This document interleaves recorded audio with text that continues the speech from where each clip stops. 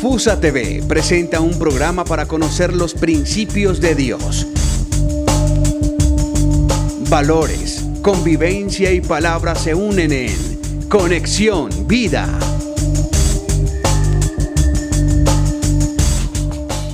Aquí estamos de nuevo con todos ustedes a través del programa Conexión Vida en el canal FUSA TV. Es para nosotros un gusto nuevamente saludarlos y darles la bienvenida con un tema como siempre interesante. Vamos a continuar ya con un tema que hemos venido desarrollando en uno de nuestros programas anteriores aquí en Conexión Vida. Está el padre David Montoya y quien les habla William Díaz. Les estaremos acompañando durante estos minutos. Padre, bienvenido a Conexión Vida. Muchas gracias, William. A todos ustedes, queridos televidentes, reciban un cordial saludo. Bueno, padre, hoy vamos a seguir entonces ya con este tema que hemos venido hablando en el anterior programa, que tiene que ver con el Evangelio de San Mateo. Hemos decidido continuar porque es que son varios los temas que tenemos ahí para irles dando a conocer a todos nuestros televidentes que en este momento nos están observando. Y recordarles, William, que estamos en esa parte de la dimensión literaria. Recordemos que para nosotros acercarnos a los textos sagrados es importante tener en cuenta los aspectos literarios, o sea, cada persona tiene una forma de expresarse de forma escrita, también de forma oral. Y por eso ya en programas anteriores ya habíamos hablado un poco del aspecto cronológico que sí. Mateo le encanta introducir en sus relatos en aquellos días, por la mañana, por la tarde, al mediodía. También Mateo le encanta que su lector esté ubicado en un lugar, bien sea en Nazaret, en Cafarnaún, Tiro, Sidón, que son como los lugares que él más menciona durante el recorrido de su evangelio. Y hoy, de manera especial, vamos a hablar de otras expresiones que son propias de Mateo, ¿como cuáles? Claro que sí, padre. Bueno, antes de continuar, usted también nos decía, precisamente, cuando Mateo habla de estos lugares, pues que en la Biblia por eso encontramos los mapas, ¿no? Muchos nos preguntamos, ¿pero por qué? ¿Cuál es el significado de esos mapas? Es para nosotros ir haciendo el recorrido que nos va mencionando, en este caso, San Mateo. Bueno, padre, entonces hablamos de estos estilos literarios en el día de hoy y vamos a hablar precisamente también de lo que tiene que ver con el rechinar de dientes, ¿no? Que es una fórmula que nosotros encontramos en las Sagradas Escrituras y es muy común encontrarlas en el Evangelio de San Mateo y por eso es importante que ustedes tengan la Biblia en mano y William pues a continuación nos va a citar varias, valga la redundancia, varias citas bíblicas que precisamente tiene esa fórmula del rechinar de dientes. Claro que sí, padre. Bueno, nos ubicamos entonces, ya ustedes ya tienen ahí su Biblia abierta, en Mateo, en el capítulo 13, versículo 42, para que ustedes en este momento se vayan ubicando. El Hijo del Hombre enviará a sus ángeles que recogerán de su reino todos los escándalos y a los obradores de iniquidad y los arrojarán en el horno de fuego. Allí será el llanto y el rechinar de dientes. ¿A usted qué le suena esa palabra, William? Rechinar de dientes. ¿A qué nosotros podemos como asociar esa frase cuando uno la escucha? Como bueno, tormento, ¿cierto? Tormento, miedo también, ¿cierto? Puede ser por ahí, por ese lado. Como el de la angustia, sí. De pronto, por ejemplo, yo me ponía a pensar un poco en nuestro diario vivir cuando uno rechina los dientes, como cuando está angustiado, tiene... Bueno, una enfermedad también, ¿no? Exactamente, también. Entonces es un momento en el cual el evangelista está como alertando al lector de que hay que tener cuidado porque se puede considerar como una situación límite. Claro que sí, padre. Bueno, continuamos entonces y ahora nos ubicamos en el capítulo 8, versículo 12. Y os digo que vendrán muchos de oriente y occidente y se pondrán a la mesa con Abraham, Isaac y Jacob en el reino de los cielos, mientras que los hijos del reino serán echados a las tinieblas de fuera, allí será el llanto y el rechinar de dientes. Es decir, que los que prácticamente serán arrojados o tendrán que rechinar los dientes son aquellos que no se consideran justos ante los ojos de Dios. Por eso cita ese personaje de Abraham, que de manera especial fueron considerados ante la presencia de Dios como justos. Y precisamente, Padre, en nuestra iglesia también, los que hemos asistido también a la Eucaristía los domingos, hemos visto que se ha tocado también lo del rechinar de dientes, ¿no? Bueno, continuamos entonces en Mateo capítulo 24, versículo 51. Vendrá el Señor de aquel siervo el día que no espera y en el momento que no sabe. Le separará y le señalará su suerte entre los hipócritas. Allí será el llanto y el rechinar de dientes. Los hipócritas, es decir, aquellas personas que no tienen una coherencia de vida, que piensan una cosa y dicen otra y actúan de otra forma. Sí, Señor.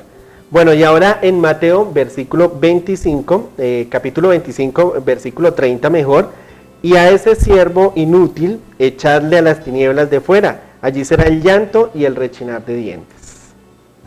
Ahí están entonces estas citas bíblicas que hemos tomado en el día de hoy, pues para hablar precisamente de lo que nos expresa también el Evangelio de San Mateo. Ahora, Padre, pues vamos a compartir también esas citas de cumplimiento, ¿no? Que es otro estilo, otra forma del evangelista, en donde a él le encanta poner frases en donde se valga también la redundancia decirlo, pero es así, en donde el evangelista diga, aquí se ha cumplido tal cosa. Por eso se dicen citas de cumplimiento, porque está esa palabra cumplir, se dio cumplimiento a las promesas, y ahí pues vamos a nosotros a escuchar esas expresiones bíblicas también.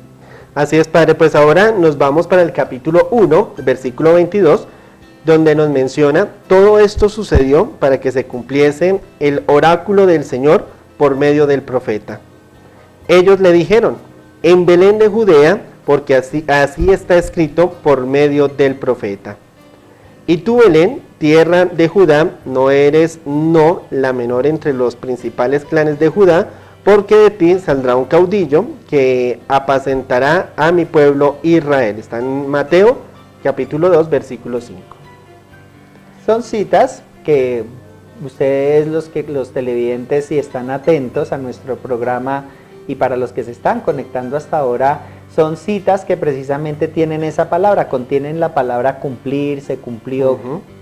Son las citas de cumplimiento, precisamente, que lo estábamos anunciando cuando tomamos estas citas que estamos compartiendo con todos nuestros televidentes. Ahora, entonces, nos vamos a Mateo, capítulo 2, versículo 15. Y estuvo allí hasta la muerte de Herodes, para que se cumpliera el oráculo del Señor por medio del profeta, de Egipto llamé a mi hijo. Entonces se cumplió el oráculo del profeta Jeremías, en Mateo 2, versículo 17. Y fue a vivir en una ciudad llamada Nazaret, para que se cumpliese el oráculo de los profetas, y será llamado Nazoreo, en Mateo 2, versículo 23. Ahí está entonces, Padre, esos versículos que hemos tomado en el día de hoy, pues para irnos ubicando en estos términos de cumplimiento que nos menciona el evangelista Mateo. Hay algo muy importante, William, y es, muchos de nuestros televidentes se pueden estar preguntando, bueno, ¿y por qué Mateo utiliza este medio estilístico literario? O sea, ¿cuál es el objetivo o cuál es la finalidad de por qué Mateo introduce estas citas de cumplimiento? Hay muchos, y de hecho nosotros en la tradición bíblica se nos cuenta de que el Antiguo Testamento y el Nuevo Testamento no deben de verse como aislados o divididos, sino que el Nuevo Testamento es la continuidad del Antiguo. Entonces, si nosotros estuvimos atentos a esas citas de cumplimiento, siempre se caracterizaba porque decía Mateo, así como dijo el profeta, por eso se debe de cumplir tal cosa que dijo el profeta en el pasado. Entonces, es muy importante que nosotros tengamos en cuenta, queridos televidentes, que estas citas de cumplimiento tienen ese objetivo o esa finalidad, y es darle una cohesión o que el lector no vea como la dicotomía o la división entre el Antiguo y el Nuevo Testamento. Mateo es uno de esos evangelistas que se preocupan por conectar, por eso estas citas de cumplimiento. Así es, Padre. Bueno, pero quiero preguntarle cómo se organiza entonces el contenido del Evangelio de San Mateo. Es muy importante, ya vamos a pasar a otro de nuestros temas también fundamentales a la hora de estudiar el Evangelio de San Mateo. Recuerden, queridos televidentes, que en programas pasados ya se les había informado que aquella persona que quiera leer el Evangelio de Mateo debe hacerlo de forma continua, debe de ser una obra leída, y más que una obra a la luz de la fe, debe de ser continua. Entonces es importante que nosotros tengamos en cuenta de que el Evangelio de San Mateo se estructura en torno a 5 discursos. Eso es lo más importante o lo más característico de la obra de San Mateo, y es que está articulada en 5 grandes discursos que ya más adelante también les vamos a compartir cada uno de ellos. Ya nosotros lo decíamos, esos discursos que contienen la narración sobre los hechos de Jesucristo, que sirve para la preparación y cuya interpretación está contenida en los mismos discursos. La totalidad de los discursos está precedida a su vez de una narración introductoria. Entonces, ahorita con William vamos a presentarles un poco de forma dinámica la estructura del Evangelio. Recordemos que son 28 los capítulos del Evangelio de San Mateo, que ya también en programas pasados lo habíamos dicho, y está también articulada la estructura literaria del Evangelio de Mateo, que uno lo puede organizar precisamente por capítulos, y ya ahorita pues enseguida vamos a hablar de que viene una sección narrativa, relatos, y enseguida viene un discurso que tiene un título especial a cada uno de esos discursos. Esa es la forma en cómo está la estructura general de Mateo, William. Muy bien, padre, pues entonces vamos a iniciar también pues a compartir lo que el padre ya nos estaba mencionando hace un momento, de estos relatos que pues vamos a tener con todos nuestros televidentes, que precisamente tiene que ver con los discursos, ¿no? Entonces, pues el padre ya lo decía, son 5 discursos, y pues vamos a iniciar entonces con el primero de ellos.